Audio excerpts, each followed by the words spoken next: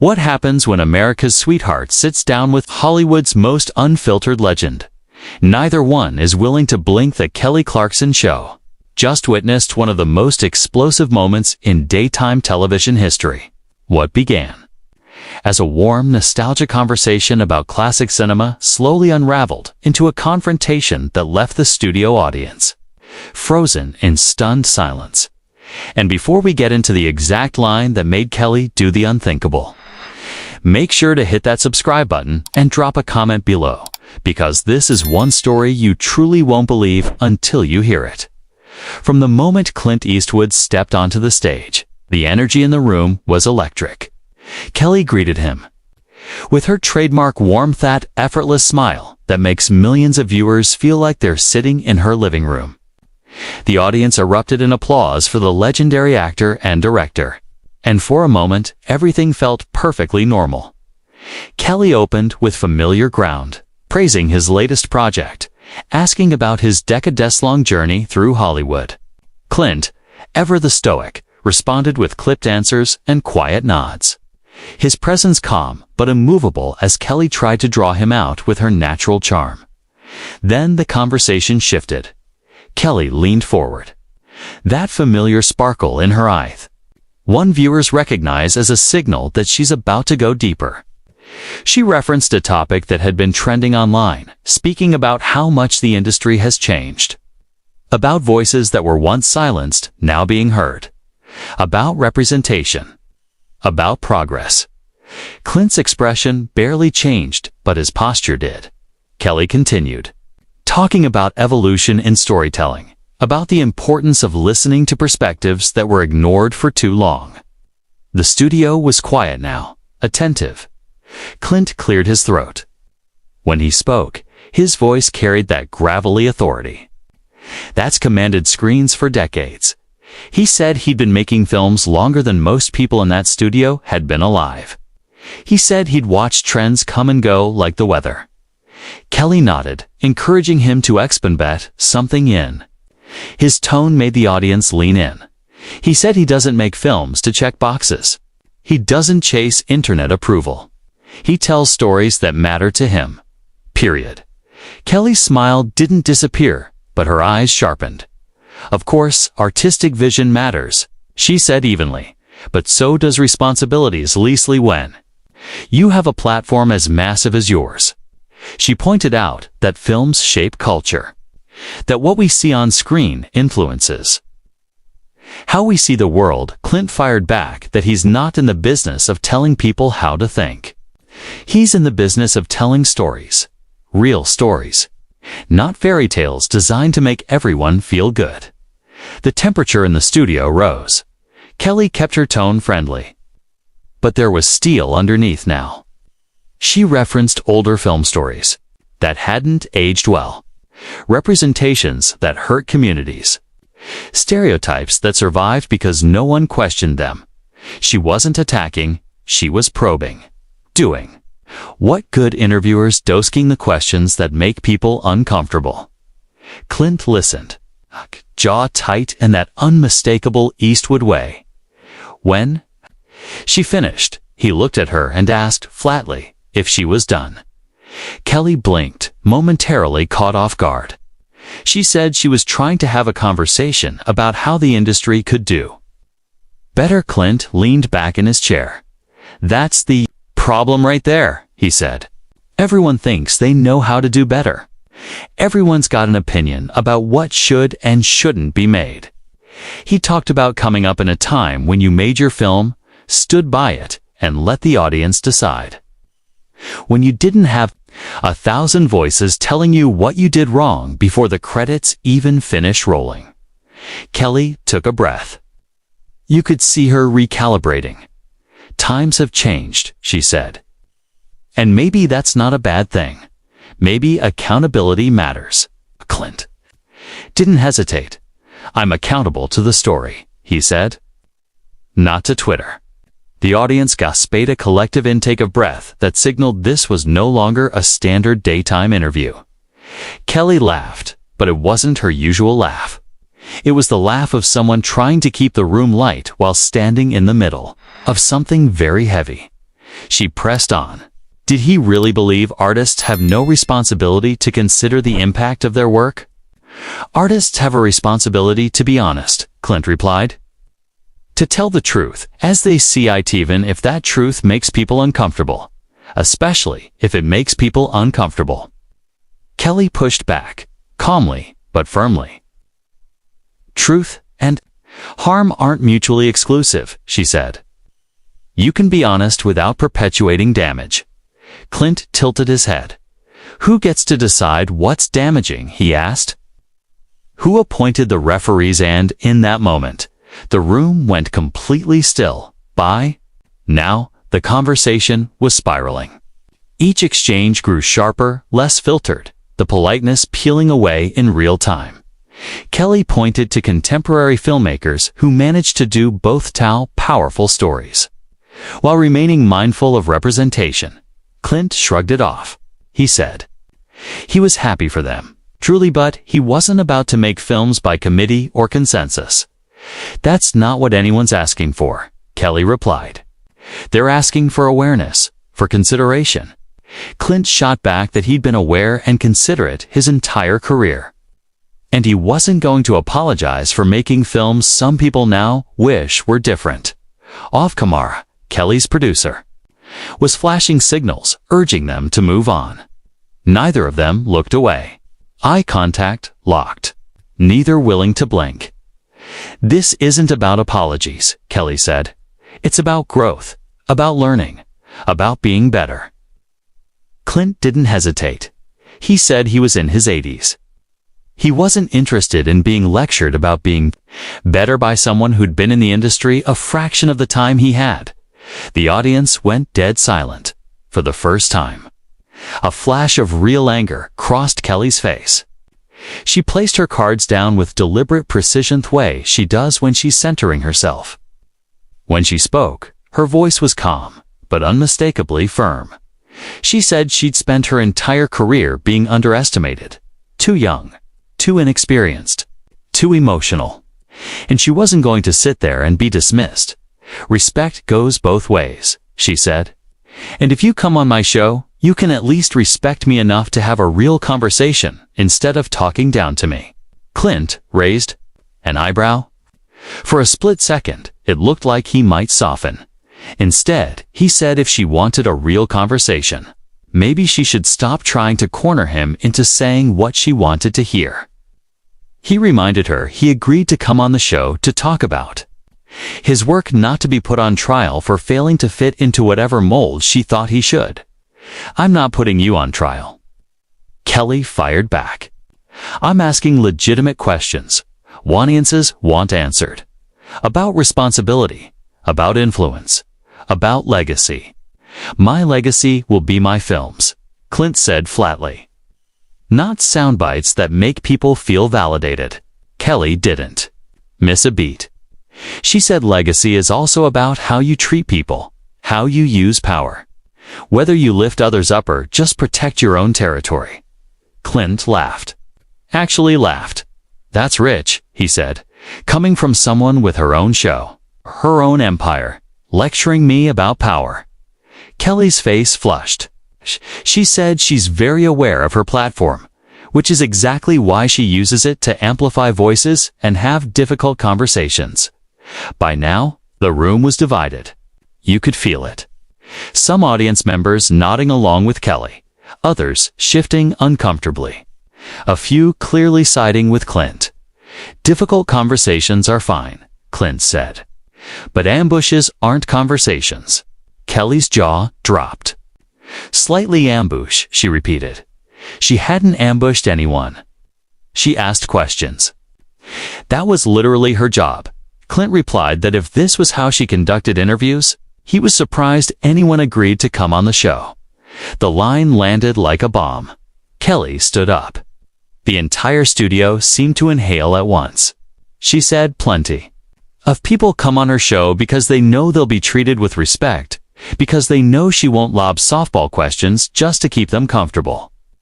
If you can't handle being asked to reflect on your impact, she said, then maybe you shouldn't be doing press.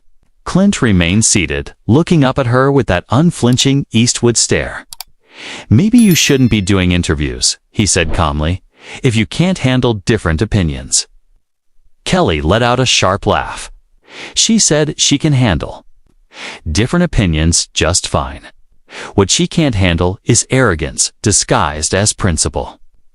"There's a difference," she said, "between standing by your work and refusing to engage with valid criticism." Clint stood, then slowly, deliberately highlighting her energy. He said he's been engaging with criticism his entire life, from critics who actually understand film. Then he looked straight at her. "From talk show hosts," he said, "who think they're journalists because they ask leading questions." And just like that, the room went ice cold. The insult hung in the air and Kelly's entire demeanor shifted. Her voice dropped, lower and steadier than anyone had ever heard it on her show.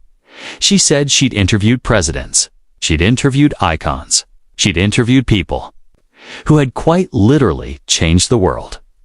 And not one of them, she said, had ever shown her this level of disrespect. She reminded him calmly, deliberately, that she is a 3-time Grammy winner, that she built her career on talent and relentless work, and she would not be spoken to like she was nothing, by someone too stubborn to admit the world had moved forward without him. Clint's face hardened further. The world hadn't passed him by. He said he simply refused to bow to a culture that valued outrage over substance. Kelly shot back that she values substance deeply, which is exactly why she was disappointed. Disappointed that one of cinema's great legends would rather be defensive than reflective. She said she had respected him, past tense. This conversation, she said, had shown her who he really was. Clint replied that he didn't need her respect. He had a lifetime of work that spoke for itself. "Work doesn't exist in a vacuum," Kelly said. "It exists in context, and context matters." Clint dismissed that as an excuse, something people use to rewrite history until it fits whatever narrative they want. Kelly countered that history is made of facts, not narratives. And the fact is, some of his films have caused harm whether he wants to acknowledge it or not. Clint said he's not responsible for how people choose to interpret art, when the interpretation is consistent across entire communities. Kelly said evenly, maybe it's not interpretation, maybe it's impact. The argument hit a fever pitch. Both of them were standing now, facing each other across the small coffee table that suddenly felt like a canyon. Off camera, Kelly's producer was frantically signaling for a commercial break. Kelly didn't look away. She told Clint she invited him in good faith, believing they could have a meaningful exchange. Instead, he turned it into a masterclass in ego. Clint fired back that he came in good faith, and walked straight into a setup. Kelly's hands trembled. She curled them into fists at her sides. "This was not a setup," she said. Question she asked was fair game for someone with his influence, his platform, his history. "According to who?" Clint snapped. "According to her rules, her generation's rulebook." "It's not about generations," Kelly said. "It's about basic human decency, about recognizing when your work may have contributed to harm." Clint said his work brought joy to millions, that it told stories that needed telling, that it pushed boundaries when boundaries needed pushing. "I'm not denying your contributions," Kelly said, "but contributions and consequences can coexist." Clint said he was tired of this conversation, tired of being told he needed to apologize for the films he believed in. "No one asked you to apologize," Kelly replied. "They asked you to listen, to understand, to show some humility." Clint said humility is accepting your limitations. And his limitation, he said, is that he refuses to pretend to care about the opinions of people who weren't there, who didn't live through what he lived through, who want to judge the past by today's standards. "Standards evolve," Kelly said, "because people learn and people grow. And if you're not willing to grow, That says everything. Clint shot back that he's grown plenty, just not in the direction she wants. What direction is that? Kelly asked. Empathy. She answered. Awareness. The direction of groupthink, Clint said, of submission. The words grew sharper. The space between them crackled. This is pointless, Kelly said. You're determined to miss the point. The only point I'm missing, Clint replied, is why I agreed to come here at all. Kelly took a step back. For a split second, it looked like she might retreat. Then she did something no one expected. She turned to the camera, not to him, not to the audience, directly to the camera, breaking the fourth wall entirely. She said she needed to speak to everyone watching. At home, everyone in the room. Because what was happening now was bigger than a disagreement between two people. And the studio fell completely silent. She faced the camera and said, "This moment represents something we see over and over again in our culture. When people with power and legacy refuse to engage with growth, refuse to acknowledge that their actions can have consequences beyond their intentions." Clint cut in, telling her not to use the audience as a shield. If she had something to say, he told her, she should have the courage to say it to him. Kelly turned back to him instantly. "I have plenty of courage," she said. "That's why I'm doing this on camera, in front of everyone, instead of smiling for the lens and pretending everything's fine." She said that's what people in his generation do: perform civility in public, then say what they really think behind closed doors. She wasn't going to do that. She was going to be honest about how disappointed she was, how frustrated, how exhausted. Clint replied that if she was exhausted, she should imagine how it feels to be lectured by everyone under 50 who thinks they invented morality. "This isn't about inventing anything," Kelly shot back. "It's about evolving. About recognizing that just because something was acceptable once doesn't mean it should be acceptable forever. Some things are timeless," Clint said. "Some truths don't change just because the fashion does." Kelly asked him to name one truth that justifies not listening when people say they've been hurt. "The truth," Clint said, "that art is meant to challenge, to provoke, to disturb, not to comfort. Art can challenge without dehumanizing." Kelly replied, "It can provoke without traumatizing. It can disturb without damaging." Clint scoffed, saying she was living in a fantasy if she believed art could be engineered to cause zero harm. "I'm not asking for zero harm," Kelly said. "I'm asking for accountability when harm happens, for acknowledgement, for a willingness to do better." Clint said he acknowledged his films, every single one. For better or worse, they were his, and he stood by them. "Standing by your work and refusing to examine it are not the same thing," Kelly said. The studio was completely silent now, transfixed. A few audience members had their phones out. Recording, Kelly noticed. "Go ahead," she said. "Record this. Post it everywhere. Because maybe it's time people see that not every conversation ends neatly. Not every disagreement gets wrapped up with a hug and a laugh." She said, "Sometimes you realize you're talking to someone who doesn't want to understand. And then you have to decide whether to keep beating your head against that wall or walk away. If you want to walk away," Clint said, "no one's stopping you." Kelly's eyes widened. "This is my show," she said. "My set. My house. If anyone's walking away, it's you." Clint nodded slowly. "Fine," he said. He had better things to do than be a prop in her crusade. "Crusade," Kelly repeated. As if basic human empathy is radical. As if asking someone to care about their impact is some extreme agenda. Clint turned toward the exit, but Kelly wasn't finished. Before he left, she said she wanted him to know something. As painful as this conversation had been, it had clarified something for her. She said she realized she can't keep doing this, can't keep hosting surface-level conversations where everyone plays nice and nothing real ever gets addressed. Her show, Lee said, was meant to be about connection, about joy, about bringing people together. But what's the point, she asked, if I can't have an honest moment without it turning into a war? She said she was tired of the performance, tired of pretending difficult conversations weren't necessary. Clint stopped and turned back. If you're tired, he said, then quit. But don't blame me for your exhaustion. I'm not blaming you, Kelly replied. I'm thanking you, because you've helped me see that I need to make a change. Audience murmured, unsure where this was heading. Kelly's producer was now fully visible in frame.